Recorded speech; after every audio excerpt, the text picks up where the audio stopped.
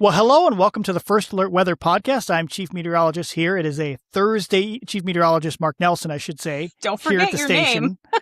Don't forget your name. Oh, and there's Camila right there, and she's here to correct me in case I say anything dumb or incorrect. At your service. All right. How you doing, Camila? Is all good? Good. Yeah, another crazy spring-like day out there.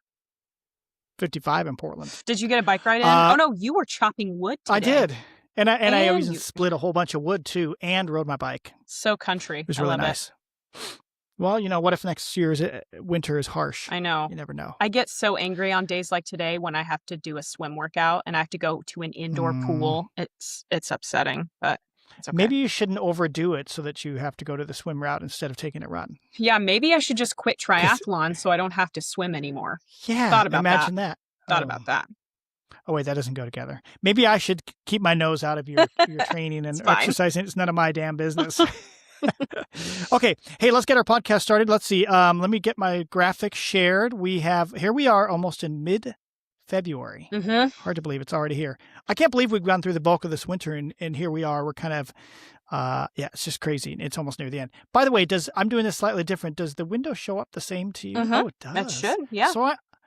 So I never needed to have it. Inside baseball, hang on. It still looks normal there. Oh no, I didn't like that I did that. Hang on. Something changed. Stand by. Okay. There we go. Now it's full again. No, now it's too small. There we go. It needs to fill the screen right there. See, now I can see your face. Oh, well, that's good. There. Wait, if I go off the edge, what happens? It's still there. I don't know why we couldn't have done this when we weren't actually recording. I think we're good now, though, Camila. That's good. All right, so we are going to... Wow. Wait, we can edit. Let's not worry about it. So we're going to cover winter so far. Yep. Plus February. Camila has some great stats for the winter so far. I think you kind of know how it's been going. Mm-hmm. We got a brand new term of the week. We're going to reveal what the AWSSI is soon. AWSSI. The AWSSI. And Camila did all the research on that one while I was busy working hard on TV. Yep. We're going to talk about more snow in February recently. I think it's pretty obvious we have had more snow in recent years, but we'll look at the stats. Yeah. I think we talked about this a few weeks ago, but I've got another graphic. I went further back in time. Wow. Speaking of cooler days ahead, lowland snow maybe? A snowflake? A snowflake possibly. On the phone app, perchance? Yep, and I have one little sad, lonely snowflake on our 7-day forecast. Does it mean anything? Yes or no? No, but it's going to be close. Yeah. So viewer photos, we got a picture of Mount Hood steaming. No, it's not erupting. More to come. Right. So wow, look at that stretch of very mild temperatures. Jeez. All 50s so far this month, right? Yeah, no 40s. Well, and everything in February has been, there you go. That's the next right there. graphic. I added a little more. You got it. Warmer than average every single day. Yeah, and today we were 55, so that'll be added to the 12th. Yep. So what a difference. What I did at Camila, I added in this last year. Oh, look at the first half of February last year. Wow. Dang. Lots of low to mid-40s. Didn't 30s. get above 47 all the way through the 16th. It was a cold start to February last year. And then suddenly it warmed up after we had our little snow and ice event. Mm-hmm. Very different. In fact, that last week was pretty warm. So yeah, much different so far. Yeah. Okay. What do you have here? Let's see. Yeah. This was, I updated this yesterday. So, this a couple days behind, but it's taking a look at the average temperatures since December 1st. So it's just taking the lows and the highs, averaging them all out from December 1st to February 10th. Yes. Why do we start December 1st for the newbies? Oh, because that is the start of meteorological winter. Right. Yeah. So that's what we consider our winter. It's just easier for records. And if you look, there are several locations that are having or are on track to have their warmest winter on record. That includes us here in Portland, Troutdale, Kelso, Burns. So there were some central and eastern Oregon locations also that are running quite warm. Are you hearing things in the background? Are you... Is somebody moving boxes? No, I think it's just Pete leaving the set. No, it's okay. Hey, happy birthday, Pete. Hey, it's Pete's birthday. Shout out to Pete Ferryman. We love him, and it's his birthday today. So, yeah. He's now exiting. Dang, he's loud. You can come wave, Pete. You want to come wave? Come wave. Just that'd be great. Too much noise? No, never too much Our noise. first ever appearance, folks. This is a special event. Pete Ferryman showing up on our podcast. Yeah, so come. He's never shown up on our podcast. Yeah. Our evening anchor. Come say podcast hi. People. Drop down a little bit. How are you? See your face. A little more. Little lower. There he is. Hi, Hi, everybody. Pete. Yay. Best in the business, these guys. Seriously. Aw. Best in the business. Oh, God bless him. I trust everything they say. Thanks, Pete. Even that Mark $100 Nelson guy. coming Trust to it. Pete right there. That's a risk. There we go. Okay. Okay. So anyway, so back to winter. Yes. What second warmest in those places? And some of those are not city locations. These are LeGrand, Burns. Exactly. There's no urban heat island in these places I've been there. Neither one has an urban heat island. Yeah. So the main it's just point a is, warm winter. it's been very, very mild. Which takes us to, The I like it when we AWSSI. get straight into this stuff right off the bat. Yeah. Let's just dig right in. The AWSSI. Okay, here we go. All right. So this is a mouthful. I haven't seen some of this, so this is new to me too. But so it was your idea to bring this in, so I appreciated that. It was. Yeah. So let's give credit where credit is due. But what does this stand for? Accumulated Winter Season Severity Index. Wow. I would not try to say this during a live TV hit because it'd take me the entire hit to just say that. But basically, this was developed by the Midwestern Regional Climate Center, right? Or at least calculated by it. It's posted by them. Yeah. One of several regional climate centers. There's a Western Regional Climate Center, I believe, is still in the Reno area. Okay. So. But these guys came up with it. Yeah. So it was, I believe, developed to objectively quantify and describe the relative severity of the winter season. Okay. Because, a lot of this is, I think this is an attempt to put numbers to what we feel for a winter, like, oh, it's been an easy winter or it's been a harsh winter. But how do you define that? How do you quantify whoever came up with this, that's kudos to them. That's pretty amazing because I don't know how I could have come up with a rating system like this. Yeah. So it's pretty cool. So there's there's a snapshot here. You can see kind of how they assign their points. So basically every day is accumulating points throughout the winter season. And they're specifically looking at maximum, minimum temperatures, snowfall, and snow depth. And you can see, which makes sense if you think about it, if the maximum temperature is colder, more points. If the minimum temperature is colder, more points. More snow, also more points. So you can see that in that little chart over to the right. And so so this would compare. So clearly Duluth will have many more points than Portland. Right. In almost any winter. It's going to, but what we care about is how is it compared to what they typically get, right? Or what we typically get. Yes, exactly. I think there's I should have pulled in another one because it shows you what the average points are for the winter across the country, and you can see how it's different. So that definitely is playing into the calculation. Interesting. So they had that graphic on the website too. Yes, yeah, because obviously you would have super skewed results. Like Portland, for Portland standards, could be having a terrible winter, but it's never going to be severe compared to what they see in the Northeast sometimes, for example. And so you're saying the numbers gradually add up through the whole season, regardless of where you are. The numbers are going to go up during the season. I think so, but unless you didn't have any points, I suppose, like in Florida in a normal winter. Yeah, but if it never gets below freezing, I think they weigh it somehow to make it more relevant to the winters in your area. If that makes sense. I think that's really interesting. No, that does make sense. I think it's really interesting that the snowfalls, each time you get a snowfall, you get some points, right? And then also how long is it on the ground? That's pretty interesting as well. Yeah. And so you can see in one of the bullet points here, creates a database. It compares season to season for a particular location in a climatological context. So yeah, it's kind of cool. And hopefully we'll be able to talk to somebody from the MRCC about this more, just on how it was developed, why. Right. That'd be great. We'll try to get that hooked up. Did you happen to see when you were in there, did they have a listing of past winters for any one location? Or I think they do, because that's part of this deal is to have this, this historical database. Yeah. So you should be able to go back and compare and be like, what was it like 5 years ago? What was the severity index 5 years ago? So that'd be pretty interesting. Yeah, I'd be curious to see just from in our brains how we recognize past events like the big freeze of February of '89 or the winter of 2016-17, the last time we really had several events that just went on and on throughout the winter. Right. I'd be curious how those numbers add up. Yeah. Okay, so we prefaced kind of how this is calculated, and now you can see what the map actually looks like. And the scale goes from mild, which is red, all the way to extreme, which is purple. And what's really interesting, especially this winter, is just the massive change from west to east across the U.S. We've just really had a tale of two different winter seasons. Pretty wild. Yeah, and the little, you called them either squares or diamonds, depending on the orientation there. Those are the diamonds are the record, either hot, warm, or cold. I mean, easy or tough. Exactly. Right? Yes. You could have a record mild, right? Mm-hmm. Oh, wait, that's what we have there. We have the record mild. So throughout, we don't have any record extremes, but there's some extremes in there. Yeah, I think there's one record extreme in the east somewhere. I did see that. Oh, look closely. How are yours? It's like border, that vision test at the doctor's office, the ophthalmologist. Is that the border between? I'm so bad at states. Oh, between Virginia and North Carolina. There it is. I am horrifically bad. This is a fun fact at state geography, which seems I got you covered. Seems surprising, but sometimes I do have to reference a map. Is that embarrassing?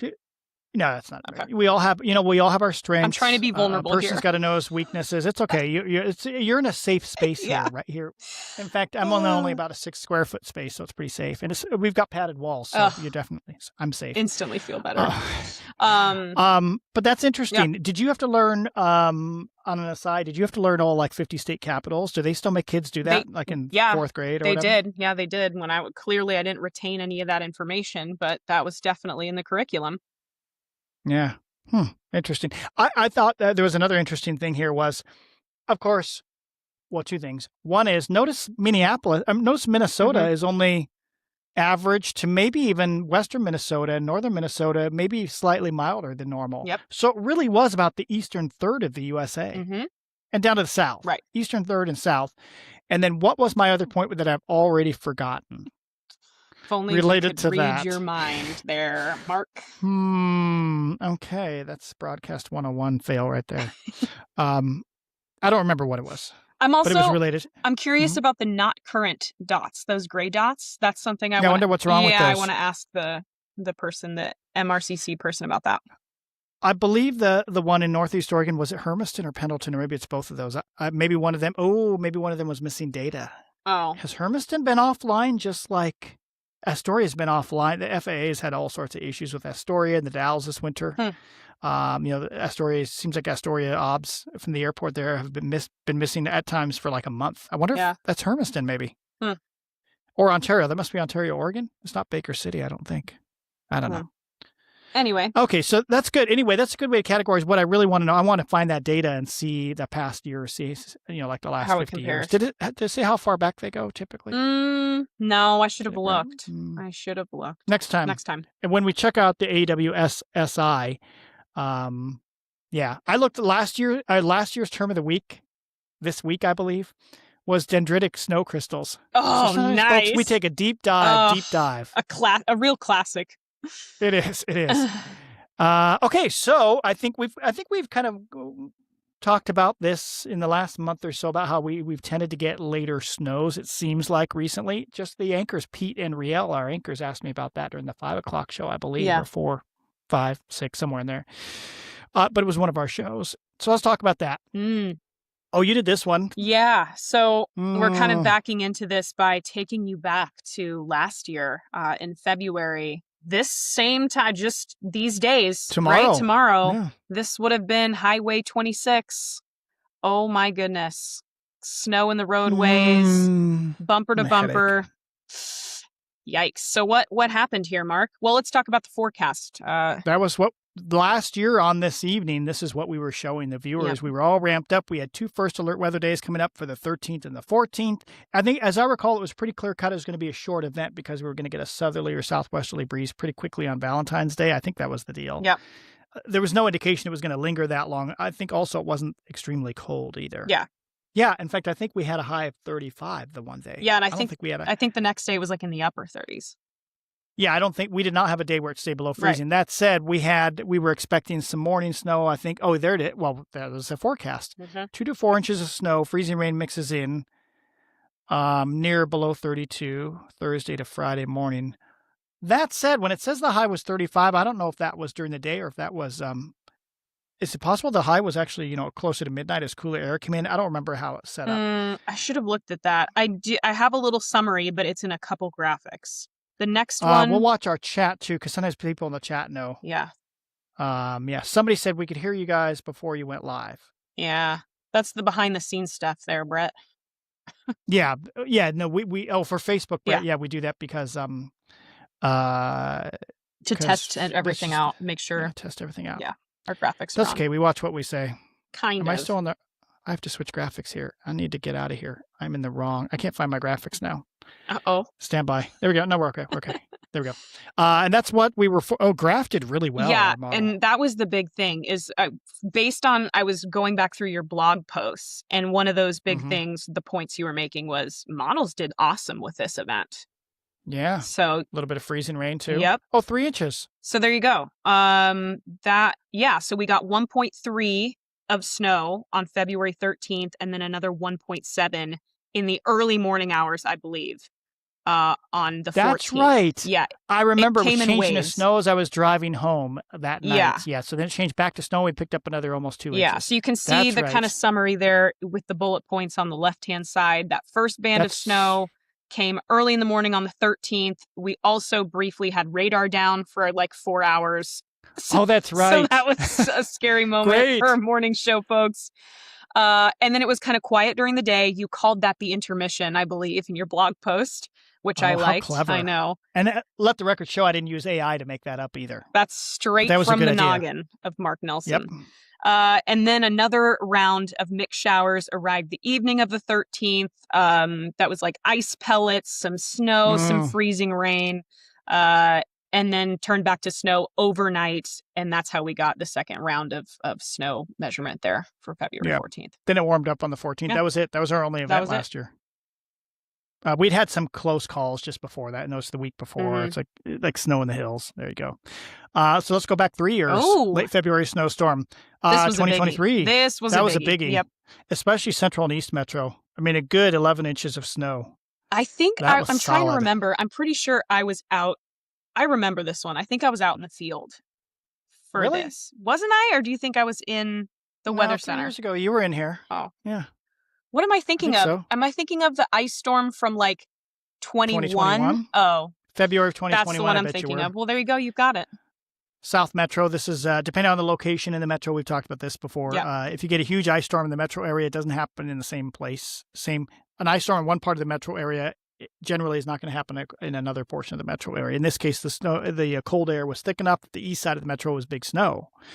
That was in Corbett area. That was just snow drifting behind some cars and a building there. Yeah. But at the same time, really destructive ice storm. Probably in the North Valley, Central North Valley, that was the most destructive ice storm since I believe it was 1942 or 1943. Wow. Yeah, I remember this one much more vividly. Yeah. West Lynn, look at that car. I mean, that's like gorge type ice storm. That doesn't happen in South Metro very often. Really destructive. Yeah, that was crazy stuff. Yeah, so that was 2021. Okay, so we have shown this graphic before. The numbers just go back through. Oh, that's interesting. What? The numbers do go back through last February. I could swear I looked at this graphic a few days ago and it didn't go back through last year, but it doesn't matter. And you see, this is just total snowfall, 30 winters, 1996 to 2025. We've had more in January than December. We've had more in February than December. January and February, about the same amount of snow. And then at the bottom, you see the number of winters in which we had snow in those months. Okay, so you ready to go back 30 more years, see if it was different? Let's do it. Interesting. Yes. Back here, A or B. Heavier in December and January, 30 years And that's previously. what I remember growing up, which is, kind of during that time. So, and I've said this several times, we didn't used to get as much snow in February. So new and hot off the presses, although they don't really use presses anymore because it's digital. But I decided a few nights ago, I'm like, I want to know what happened before that time. So it's not quite the previous 30 winters that you're going to see here, but it's the first 30 years of records at PDX. So we're going to go then from the slight overlap here, but you're going to see from 1940, I believe, to 1970. Oh, look, I'm going to share that. Thank you, Brett. On that map, the not current mean station's status is not up to date. Okay. Yeah. And that could be the case. Maybe I haven't looked closely. Maybe Hermiston or Pendleton is having issues. Yeah. Thank you, That makes Brett. sense. Cool. Thank you. Okay. So you're going to see, look at the jump, look at this change. You watch December, January, February, the next one. And the scale does not match because I couldn't fit it all on there. Mm-hmm. Oh, that was a fail. Hang on.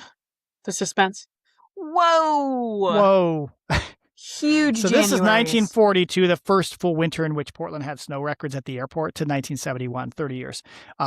January, there were so many huge Januaries in the 40s, 50s, and 60s. Wow. Huge Januaries. Look how February, let's just go back. February, these first 30 years, 27 inches, then 34, then 49. February's been picking up over time. Yeah. Although December 43, the first 30 years. Then 55, then 36. I don't know. It stayed maybe about the same, spread out over time. January, 49, 53. January was huge during those decades. Then it was not huge after those decades. Yeah. I think that's a fair statement. Yeah. But yeah, the biggest change, the biggest drastic change has been in February, it looks like. Yeah. November's always been a little sketchy. You get only two winter, in the first 30 years, only twice did it snow in November. These are measurable amounts, right? And then 66 to 95, it snowed 4 times, then just 2 times. So November's still tough to do. March and April, let's hit that real quick. First 30 years, it snowed 9 times in March. Okay, now the March total is skewed because 12.9 inches of that fell in 1951 in early March. It was a cold, kind of Arctic-y onshore flow, really cold stuff. And so more than half of that fell in 1 March. Oh, okay. That's a little deceptive, I'd say. Yeah. But, it's still there. Whereas in the Januaries, man, there was just one. When I was entering the numbers on the spreadsheet, putting them in, it was like I couldn't believe how many there were. Yeah. So crazy. Yeah. So it does snow more in February than in the past. Interesting stuff. Wow. Which leads us to February snowfall the last 10 years. Do we have 10 years here? Yep. Is it going to happen this year? I don't know. I'd say we're definitely headed into a cooler pattern. So one thing we do know, the chance for extreme cold disappears after the first week, or for sure the first 2 weeks. Yeah. After Valentine's Day, it's hard to get things frozen. I highlighted here. I feel like I've already used this, but I think you have. Did I just use this last weekend? Did. Last week? I just left it in because I didn't know what you wanted to do with it. Oh, I'm like, did I talk about this? Folks, we had that First Alert Weather Extra show. It's relevant, at 7 p.m. And I forget. Yeah, it's still relevant, but that was only a week ago. I feel like we just showed this. Yeah, we did. Yeah. Basically, to keep high temperatures below freezing is really tough after Monday's dates. Yeah. Basically, this coming Monday. Although in that 2023 snowstorm, we did stay below freezing. Yeah. And then the overnight lows, definitely there's a jump up. You just don't see extreme cold once we get past the first week, which is apparently what I wrote and said last week. Yeah. I think we have one more message here. Let's see what we got. That's right. I'm supposed to check the messages first. Camila said, don't just put them up there in case somebody says something offensive. No. Nope, there's nothing there. Yeah. Okay. We did this last week too, I think 1 inch or more. Mm-hmm. So the 10th now. So now there's only about a 20% chance of getting 1 inch or more. Mm-hmm. I'm curious what the number would be for, December 1st. What's our all winter chance? Yeah. I can't go above 30, right? Right. Yeah. Yeah. Yeah. There you go. Okay. There we go. Okay. So then, is that the end of the snow talk? There's our 7-day forecast. Mm-hmm. And I felt today it was time to put on a tiny little sad, lonely snowflake right at the end. On Thursday. So you notice the temperature's cool. High temperatures mid-40s. That's the coolest we've had with showers. A couple things going on here. There's not a ton of rain. There's a lot of wording, a few showers. There's some likely dry. Mm-hmm. There's a PM shower chance. You notice none of these days say windy and rainy. Yeah. Nothing super, we'll get into super that wet. in a second. Right. Yeah. So could there be snowflakes next week? Why do we have a snowflake in our forecast, and why does it show up in probably some of your apps? I think sticking snow is unlikely at the lowest elevations. This 7-day forecast takes us through next Thursday only. Okay, that's what this is referring to. Looks like the showers and sun mix pattern is setting up, where we get flakes mixed in at times, I suppose, especially on the hills. Mm-hmm. And if you live at or above 1,500 feet, you have a decent amount of viewers percentage that live up at that elevation. I think you'll see some snow on your lawn at times next week. Probably not before Wednesday. Most likely not before Wednesday. Yeah. And I don't mean a lot. I will say I live at 1,000 feet, west slopes of the Cascades, west end of the gorge. The gorge doesn't really play into this pattern coming up for now. I have not put out my snow stake this winter because we haven't even been close. I'll probably actually put it out Wednesday or Thursday, but I'd be surprised if my wife says, why is there so much snow on the road at some point between now and next Thursday? Yeah. Maybe beyond. Yeah. Yeah. Okay, so let's jump into it. So today was beautiful. That was great how our models did well, showing the thick band of high clouds overhead in the morning. Then in the afternoon, all sunny. Okay, so we've had the split flow. I kind of have the arrows there, very nice arrows showing that there's an upper level low off the California coast. We have an approaching low kind of coming out of Alaska. All right, cool low moving down the coastline. This is right now. We're recording this on Thursday evening. By Sunday, that low that's up there near southeast Alaska has dug way down offshore California. Mm-hmm. So clearly the split is still in play, right? Yep. Okay, that's why we call it a split flow. There does seem to be an upper level high that's developing nicely off to the west, though, maybe around 150, 160 west, I suppose. I'm using for these next two graphics the Euro AI model, which is just the European. The European model is technically called the Integrated Forecast System, the IFS, but Americans just call it the Euro. But the artificial intelligence version, shows that splitty trough over the holiday weekend. And you were saying, fun fact, the AI versions have been doing quite well. So it's definitely worth looking at. I was just reading an expert that says he feels that the AI, especially the AI ensembles, are doing better than the actual operational models. Yeah, it's interesting stuff. It's all over, Camilla. Pretty soon we won't need the real version of us. They'll just have holograms of us. Yep. Actually, that might be in our contracts. I haven't looked. Does it say anything about our image and likeness? Better read the fine print. That was a discussion at a weather conference last summer. Oh. All right, so we got the splitty trough on Sunday. All right, so this is why we're not going for much rain over the weekend. Yep. There will be showers around, but it's not much. Now, it looks a little better by Tuesday, same Euro AI. Another trough has dropped down the coastline. Where was that one? Excuse me. Oh, sorry. I guess you don't cough into the mic. Okay? Maybe this one must come down the coastline. So that's Tuesday. Yeah. But on Tuesday, it's also really stretched looking. It's not totally split, but very stretched looking. Yeah. The colors are the anomaly, above and below average.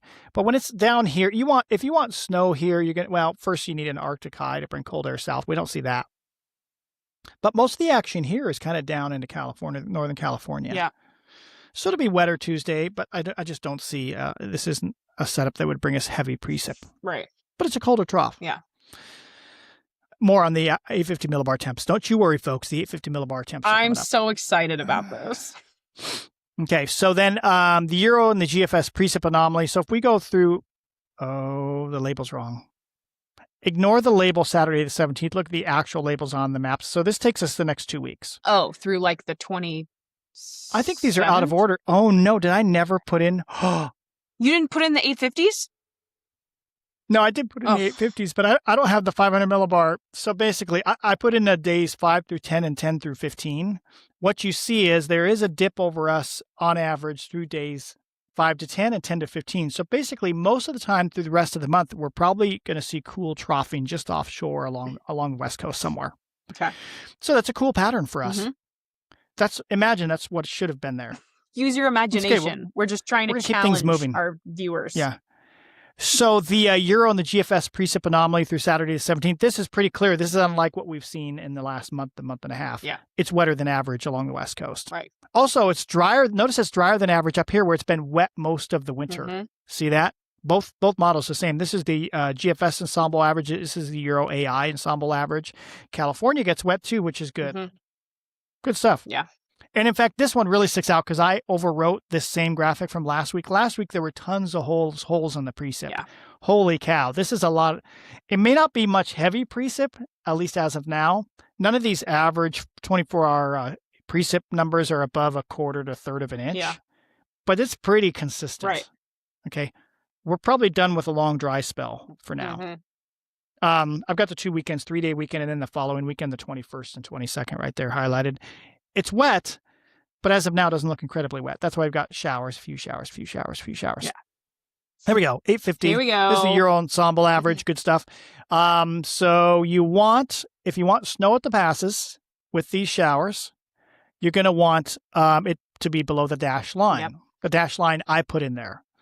The green is the average of all the ensemble members, okay, the 850 millibar temperature to about 5,000 feet in Celsius.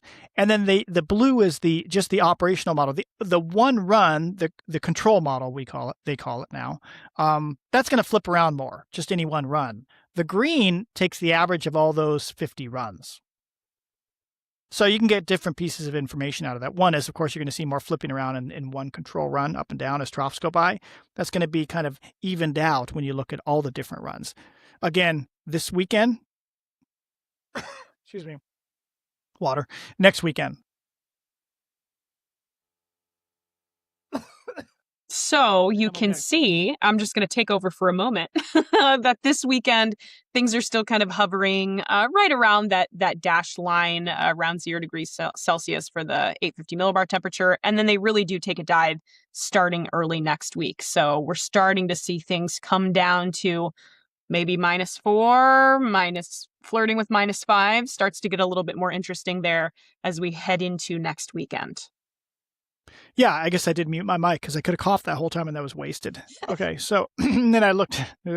Yeah, you're right. So yeah, it's right around -5 for quite a while, isn't it? -3 to -5 for quite a long time. Yeah, and we want, so if you're in Portland and you're like, please, I just want to see some lowland snowflakes, we start to get interested around -5, right? -5, -6? -5 is, yeah, at best. -6. And then when we get to -7 to -9, that's like, oh, we're really close now. If we have heavy showers, especially in the evening hours this time of the year, it could dip and stick at sea level. Yeah. Stick at sea level. Yeah. But when I'm seeing these -5s on the averages, it's like, that's okay. Maybe a snowflake mixed in. I know at my house, I like to see -6. Yeah. And if we have a gusty southerly or onshore flow wind, I've at 1,000 feet not had snow easily at -6. Okay, yeah. So there you go. So -5 would be like maybe we see snowflakes at like 1,500 feet, kind of a thing. Yeah, if I lived at 1,500 feet, I'd be like, oh, -5 can often give me a morning snow out of the showers. So there you go. And this time of the year, now that the sun is getting strong, we're going to be into the latter half of February. These onshore flow snow showers, you could have, a skiff of snow, an inch of snow at 1,000 feet in the morning, but in the afternoon it's 40 degrees, 45 degrees, 48 in the city. Yeah. So we have more temperature range late in the season. So that's what we're looking at. But notice also there are plenty of, not outliers, but some of the colder ensemble members are down around -10. I think there were 3 or 4 in here on a different chart where some northerly wind makes it down here and there is some modified Arctic air, but most do not show that. Yeah. We would need that to get an event like 2023, to have a late season like widespread snowfall. We're either going to need heavy precip, or we need to going to have some of that colder modified Arctic air come south. Right. We don't see that right now. Those, But I love this graphic. In the Cascades, what this is just total snow accumulation as you go through the entire 2 weeks. This is up at about 4,500 feet on Mount Hood. I think the main message here is we got a little bit this weekend. We think up to 6 inches, but which is mostly Friday night, Saturday morning.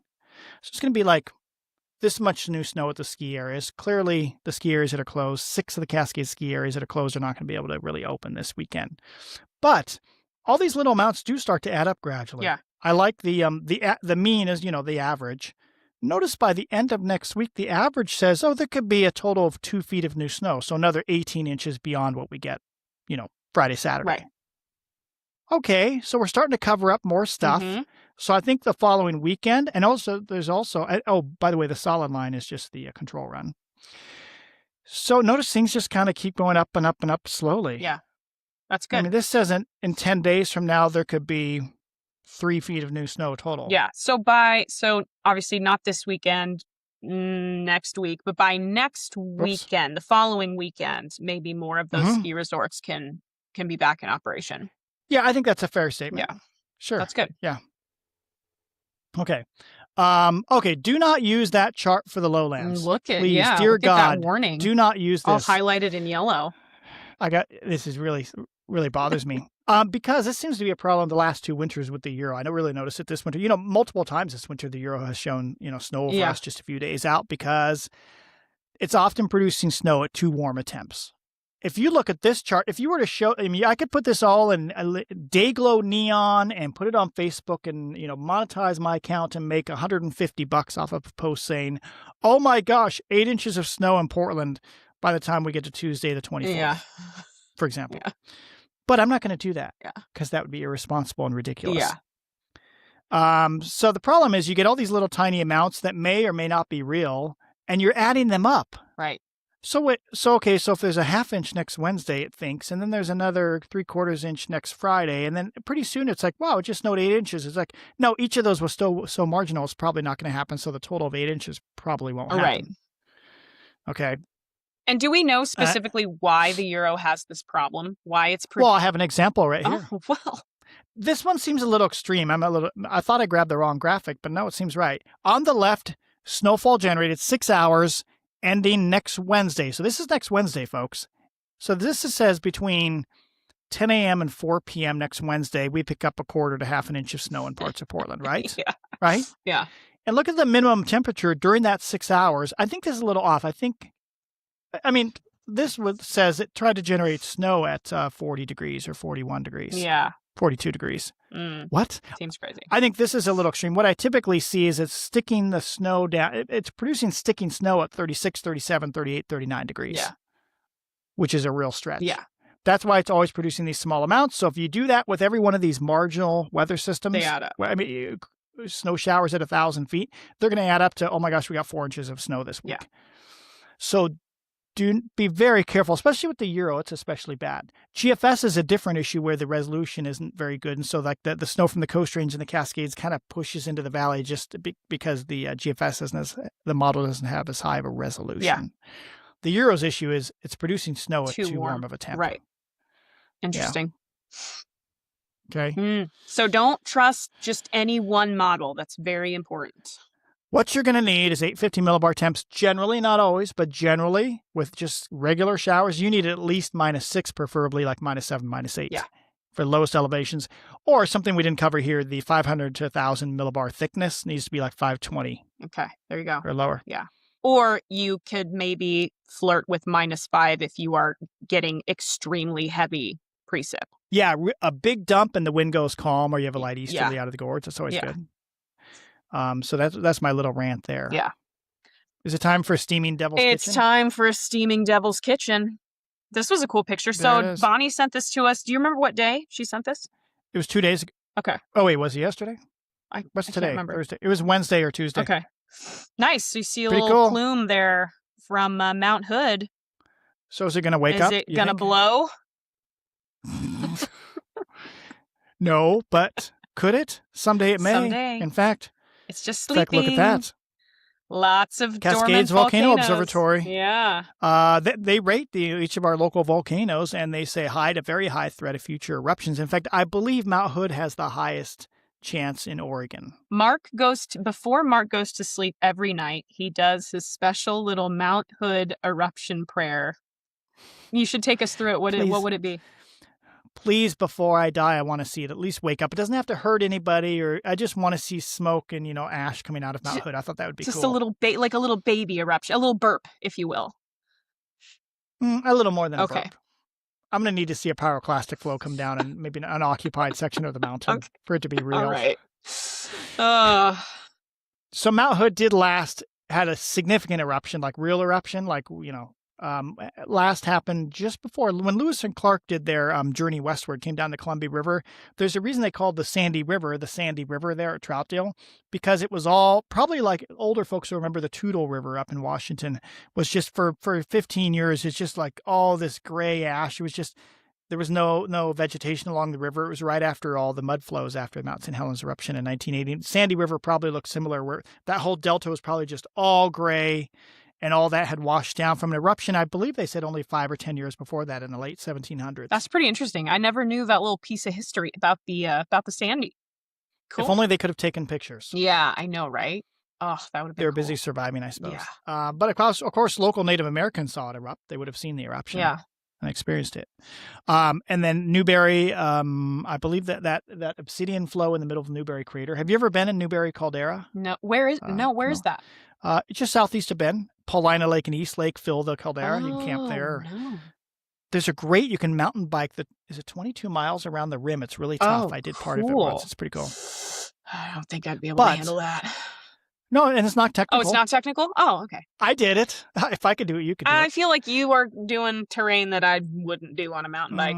It was fine. It was normal. But the point is, Newberry Crater, I think, was like 1,500 years ago, was something like that. 1,300 the last time that big obsidian, there's a big flow of obsidian. Pretty cool. South Sister someday. Boy, that's close to a lot of population. Both Newberry and South Sister, and then Crater Lake, of course. Yeah. Everybody knows about Crater Lake. There we go. Yeah. All right. So a few more. Oh, shoot. Yeah, a few more viewer photos. 7:49. Nice picture, sunshine in Manzanita. Carl Bonner sent this. Really cool. That's pretty. You during the warm spell. Yeah, you almost wish that line of clouds it's like trying to be Kelvin Helmholtz, but it's not. But it'd be cool if it was. Trying, isn't it? Yeah. Little rainbow. This was from Monday. We had that showers and sunbreaks pattern, and lots of people sent some nice rainbow pictures in. So thank you, Brian, for this one. Oh, we have a fourth picture? Yeah, look at this one. Is this pretty? Was that today? It was either today. Yeah, I think it was from this morning. Because I was asleep, but we had high clouds, right? To start the day. Yeah, mountain sunrise. Those always make for great sunrises and sunsets. You can still see that fog, though. That's nice. Recently logged, it looks like. Wait, was he logging? Maybe he lives there. Oh, I don't know. Where is it? Where is this, did he say? I should have checked the location, but I didn't. I don't know. Looks good. Yeah. We don't care. It looks like just classic Pacific Northwest look, doesn't it? Exactly. You got all the Douglas firs. You got the fog. Why do you need all the information? Just look at the pretty picture. Stop asking. Yeah. Yeah. So send us your pics. Send in your photos. Very easy through the app, and we will share them on TV and also here on our podcast. Yeah, we'd love to share them. Yeah. We need content. Content, that's what all the bosses want. They want content. Content is king. That's this. But I really do enjoy, I actually look for it. Once I sit down in here after it's all put together, I like doing this podcast. I also like our first alert weather extras. Yeah, it is fun. Because we're putting out good information, which it's tough to do within a TV weathercast anytime in the past. You know? Okay, do we have a podcast next week? I think we do. Next Wednesday, I think we're scheduled. Okay. I believe we are. So probably next Wednesday, we will know by then if we have a massive snowstorm on the way. Yeah. Or we'll say, oh, that was kind of a joke last week. We thought snow would be kind of close, but it's not. Can I give you my prediction for what I think is going to happen? I'm listening. I think those 850 millibar temperatures. Yeah, here you go. 7:51, February 12th. I think they're just going to gradually warm up more and more and more. And our snowflake chances are going to go down the tubes. It'll just stay at like -5 at 8:50, and that'll be it. That could be. But we've got about 2 weeks of troughiness nearby, so I'm fine with that. I've been burned by this it's just gonna be wet splitty and cool. pattern, so I'm not going to believe it till I see it. Maybe it's finally healing up the split. Maybe. Yeah. All right. Well, thanks for joining us, Camila. Thank you very much. Yep, thank you. Thanks for joining us for the First Alert Weather podcast. We will see you back here next Wednesday. What day will that be? I don't know. It doesn't matter. Well, it'd be 6 days from now. The 18th? 18th. There you go. See you then, folks. Bye. Please tell us about the weather.